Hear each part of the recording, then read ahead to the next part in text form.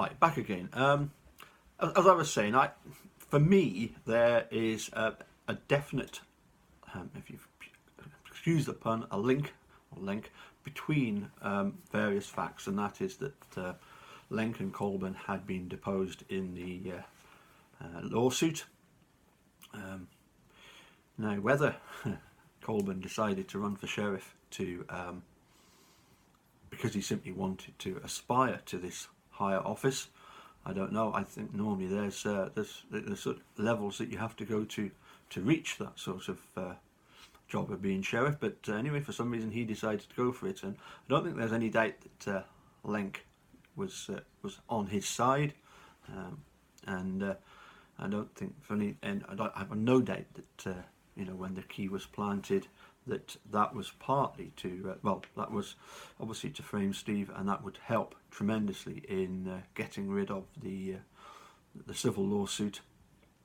I say everything is sort of connected here, but what I wanted to have a little bit of a bit of fun with is as you remember in Making a Murderer, the day after the day of Colburn giving testimony, we get this little clip about the fact that it was a tough day for Andy, and I don't think Making a Murderer actually showed how tough a day it was. So here's a little bit of the trial transcript.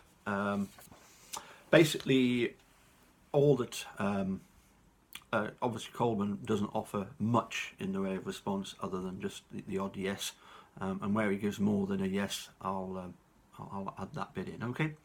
So Dean starts off, this is from page 164. Reports are something that police officers, and by that I mean broadly sheriffs, deputies, municipal police officers, special agents of the Division of Criminal Investigation, just law enforcement officers generally. All right, reports are something that is common to the work of a policeman. And as I say, he agrees that it is. So as I say, Dean then says, that is one of the things you learn to do in the recruitment academy, was to prepare a report. It is a regular routine in policing to prepare reports of your activities as they bear on a criminal investigation. You were taught in the academy the basics of how to prepare such a report. Reports have several purposes. I guess one would be to assure accurate collection of facts. That would be one purpose of a police report. Another purpose would be to set down on paper your memories before they begin to fade. His answer to all of these was yes, sir. Skip a little bit. So by preparing reports, officers on one shift can share their information with officers on the other shifts.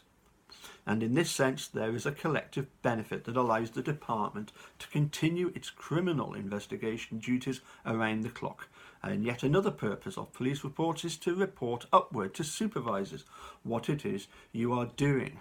Reports typically are reviewed by supervisors for accuracy. And again, he just replies yes to all of these. For thoroughness, yes. For completeness, yes. Preparing reports is something that a thorough police officer does, yes. Preparing reports is something that a police officer should do in a timely fashion, true?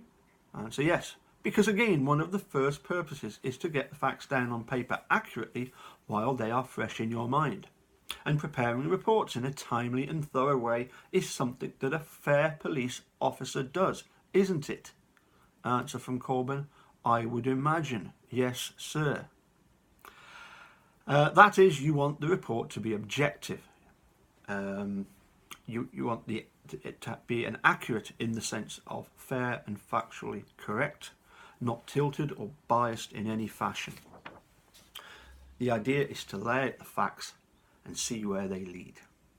You prepare reports then, and as they go up the stream for a supervisor's review, the supervisor typically will sign off or indicate approval in some fashion. Yes, sir. Or may send the report back for further work. Yes, sir. He then goes on to point out that you are a supervisor yourself in the road patrol unit. Yes, sir. You fill this function.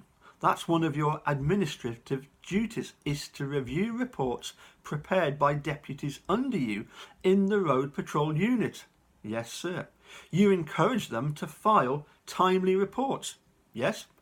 Thorough reports. Yes. And fair reports? Yes, sir. The reports, and now you know this after 10 going on 11 years as a sworn law enforcement officer, then sometimes will go to a prosecutor. Answer, yes, sir. Prosecutors rely on those police reports in making charging decisions. Yes, sir. If they elect to charge a case, as you know as well in your criminal justice system, that the reports then go to the defence once the case has been charged in court. Yes, sir. The defence lawyers then rely on the thoroughness of those reports. Yes, sir. The accuracy of those reports. Yes, sir. The timeliness of those reports. Yes, sir. And at a very practical level, if later you, as the officer involved in some activity, have forgotten exactly what happened, you can turn back to your report.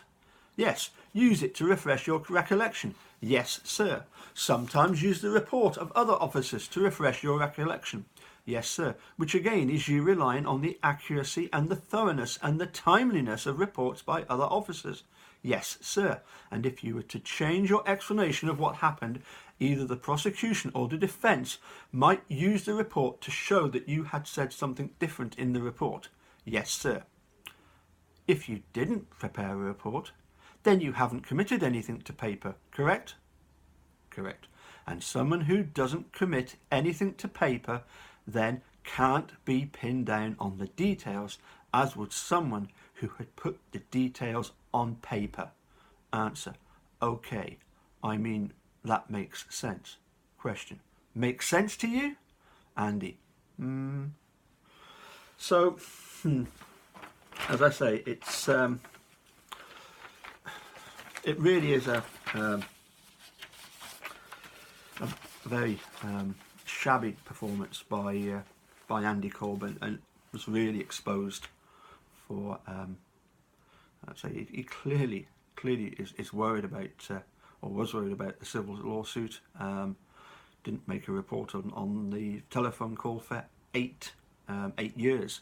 On this occasion, it took him 8 months to produce less than a page, and I'm pretty sure that was a case of he was told to do it, and I don't think for one moment he wanted to report anything, because it could later come back and bite him big time.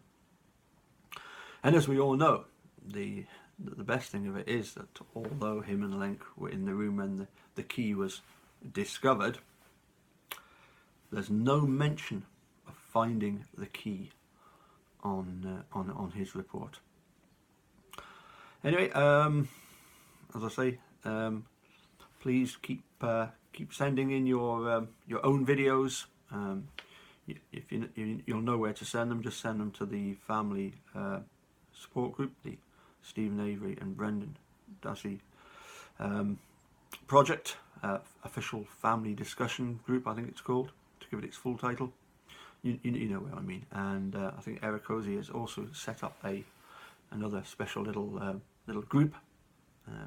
May let every supporter tell their tale. So anyway, we'll catch you again sometime soon. Bye for now.